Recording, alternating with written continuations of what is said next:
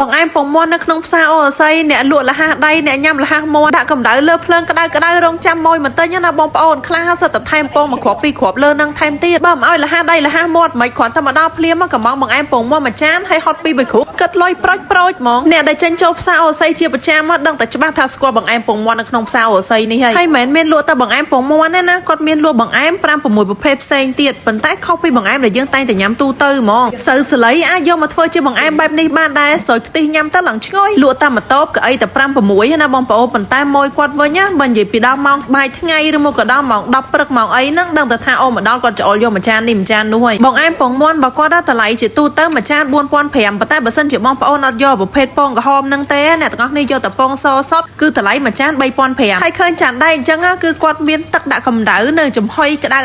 អែឡូអញ្ចឹងនៅពេលដែលយើងហត់ញ៉ាំទៅបងប្អូនมันក្ដៅខ្លាំងពេកហើយក៏អត់ត្រជាក់ដែរក្ដៅគឺมันល្មមដើម្បីធ្វើឲ្យយើងញ៉ាំទៅមានកម្លាំងណាអូយចាស់ដែលគាត់មានបញ្ហាស្លាក់អីនេះអញ្ចឹងសម្រាប់អ្នកទៅញ៉ាំបង្អែមពងមាន់នៅក្នុងផ្សារអូស័យបើសិនជាបងប្អូនភ្លេចយកលុយតាមខ្លួនអីមិនបាច់ភ័យទេដោយសារតែនៅហ្នឹងក៏គេមាន URI KXQR ដែរងាយស្រួលសម្រាប់យើងទាំងអស់គ្នាអាចធ្វើការ scan ទូទាត់ឆ្លងធនាគារដោយឥតគិតថ្លៃហ្មងបងឯងពងមាន់ចង់ថែមពងក្រហមប្រហែលគ្រាប់ក៏បានដែរហ្នឹងយើងអេដលុយទៅតាមហ្នឹងហើយក៏មានចំហុយចិនសែនេះទៀតហ្នឹងរសជាតិនឹងល្វីងណាបងប្អូនតែបើថាចង់របៀបផ្អែមតិចអីបងប្អូនអាចយកជាប្រភេទចំហុយដូងនេះបានទឹកដូងគេនៅក្នុងហ្នឹងឡើងឈ្ងុយហ្មងហើយសាច់ចំហុយគាត់ឡើងស្វិតអញ្ចឹងសម្រាប់ចំហុយគឺគាត់មានពីរប្រភេទហើយបើប្រភេទបង្អែមទឹកនេះគឺជាប្រភេទបង្អែមល្ងអ្នកណាដែលគាត់ស្រឡាញ់សុខភាពគាត់ចង់ជំនួយស្លាក់ជំនួយអីគឺគាត់ប្រកាសជាស្គាល់រសជាតិឯបង្អែមល្ងញ៉ាំទៅគឺឈ្ងុយល្ងសាច់ល្ងគេឡើងល្មួតបង្អែមទាំងអស់ហ្នឹងបងប្អូនអាចថែមជាមួយនឹងពងមាន់បានទាំងអស់បងប្អូនព្រោះយើងថែមលុយតាមក្រៅទេហើយចង់ថែមគ្រាន់តែប្រាប់អ្នកលក់ទៅថាថែមពងក្រហមមួយគ្រាប់ពីរគ្រាប់ដាក់អេដលុយទៅតាមហ្នឹងហើយឥឡូវនេះខ្ញុំក៏ចង់ប្រាប់បងប្អូនដែរថាធនាគារអូរីកំពុងតែមានប្រូម៉ូសិនពិសេសថ្មីមួយទៀតហើយសម្រាប់ប្រតិជនដែលមានគណនីអសកម្មគឺមានន័យថាដែលមានប្រតិបត្តិការចាប់ពី1ឆ្នាំឡើងទៅ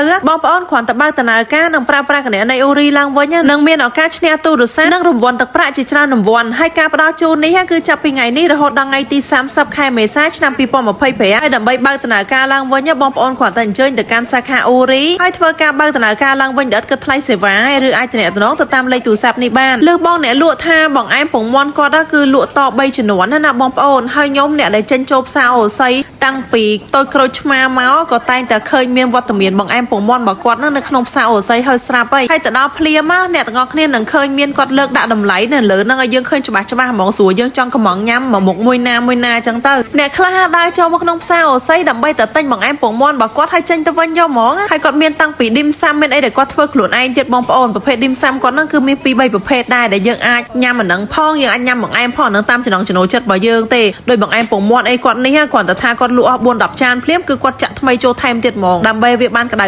ណាព័ត៌មានបន្ថែមអាចមើលក្នុង caption នៅក្នុង comment បានបាយ